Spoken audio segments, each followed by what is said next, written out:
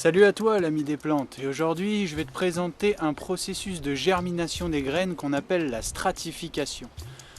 En fait, dans la nature, imagine que toutes les graines qui tombent se mettent à germer d'un coup dans la même année.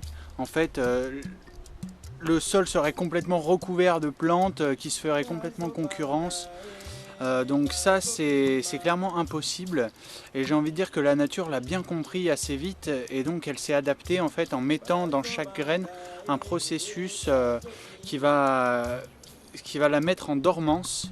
Il y a certains paramètres climatiques, météorologiques, aussi des paramètres du sol qui vont permettre en fait à la graine de lever sa dormance et donc de germer.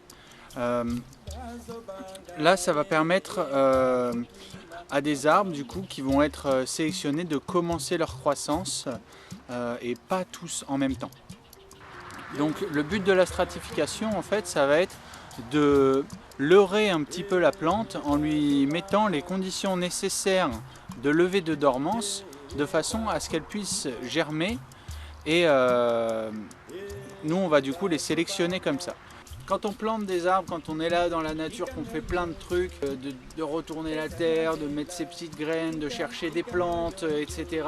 Ça donne une autre tournure à la journée. Quand on rentre au chaud, on se sent vraiment bien, et aller faire une petite cueillette, aller faire 2-3 trucs au jardin, etc. Et vraiment à chaque fois ça me remet les idées en place, c'est incroyable.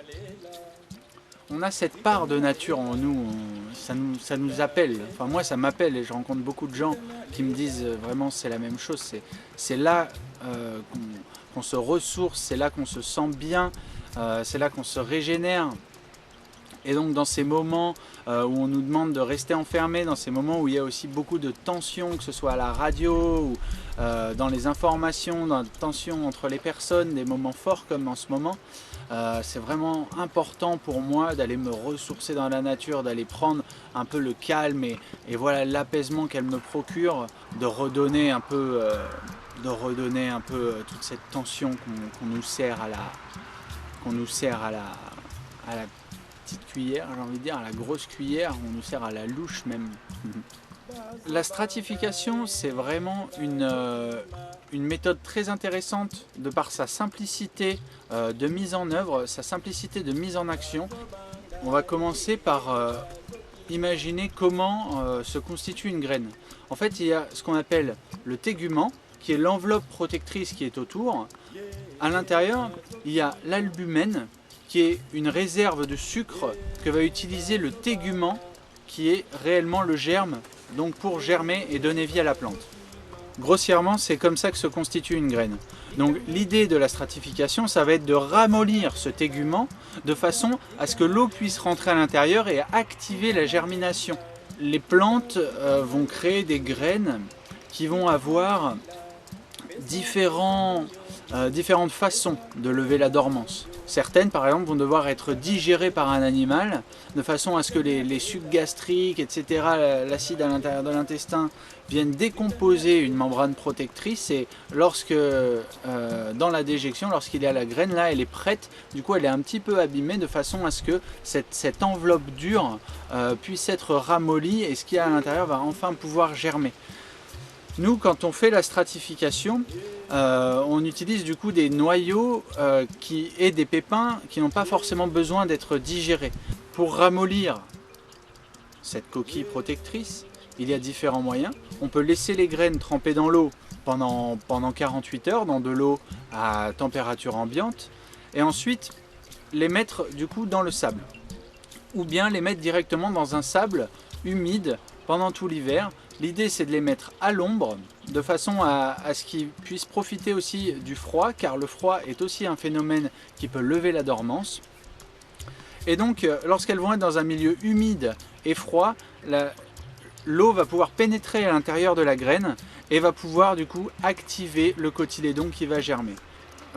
Vous allez les voir en mars qui vont commencer à germer, et là à ce moment-là, on peut aller les mettre, les disposer en terre, donc soit les disposer sur une ligne qui va constituer une petite pépinière où on va prendre soin de nos jeunes plants et ensuite les replanter l'année d'après, soit les planter directement en place, parce que des graines qui ont germé comme ça vont avoir une facilité à aller dans le sol. Ce que l'on va obtenir, c'est ce qu'on appelle des francs.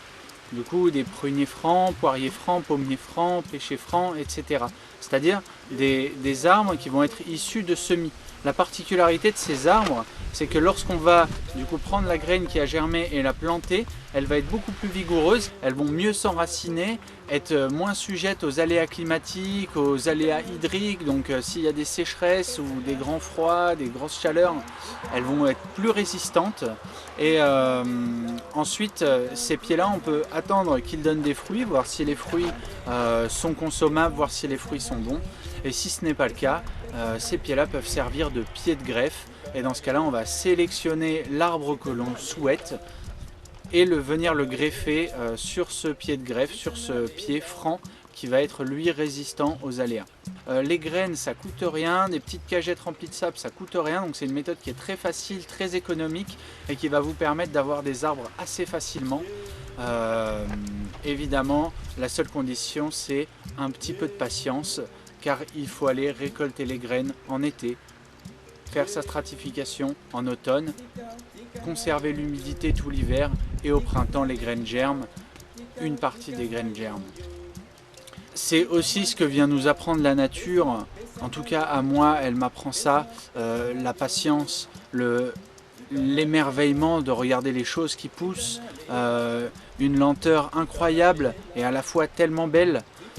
Finalement, moi c'est ça que je recherche, c'est cette patience qui vient en opposition avec le monde extérieur qui veut toujours plus rapide, qui veut toujours plus vite, plus performant. Là, on peut laisser les choses faire et prendre le temps de vivre, prendre le temps de savourer cette vie. Et pendant le temps que j'ai tourné la vidéo, il a fait beau, il a fait de la pluie, et là il refait beau. Et voilà, c'est ces changements qu'il faut accueillir à tout instant. Les graines qui poussent, les arbres qui se mouvent au vent, c'est toute cette beauté qui m'attire. Et voilà pourquoi je m'intéresse en fait aux plantes et à comment les multiplier, parce que vraiment j'ai envie de m'entourer de cette énergie-là.